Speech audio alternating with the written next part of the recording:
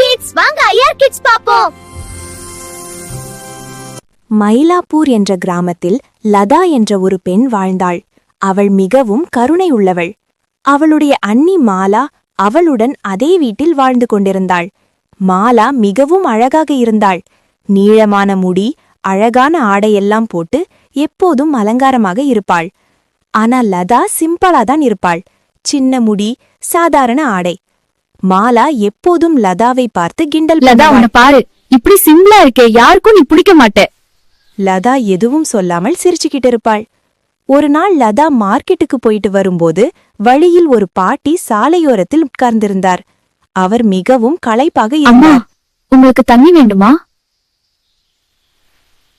அவள் தண்ணீர் கொடுத்து அவளிடம் இருந்த சாப்பாடும் கொடுத்தாள். நீ ரொம்ப நல்ல பெண்ணு, இதை எடுத்துக்கோ. அவர் லதாவுக்கு ஒரு பழைய வளையல் கொடுத்தார். அது ஒரு மாய வளையல். ஆனா பேராசை வச்சு பயன்படுத்தினா அது வேலை செய்யாது. லதா அதை வீட்டுக்கு கொண்டு வந்தாள். ஒரு நாள் வீட்டில் பெரிய பிரச்சனை வந்தது. வீட்டில் சாப்பாடு செய்ய பணம் இல்லை.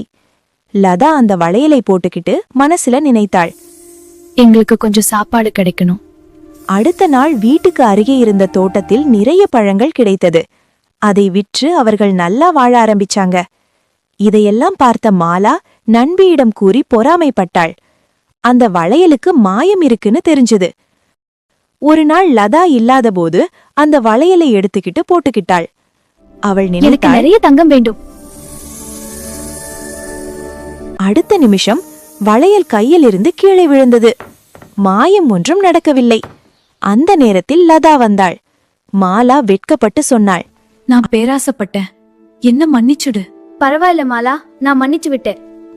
அதற்கு பிறகு மாலா, லதா இருவரும் முற்றுமையாக சந்தோஷமாக வாழ்ந்தார்கள். Please like the video and subscribe our channel.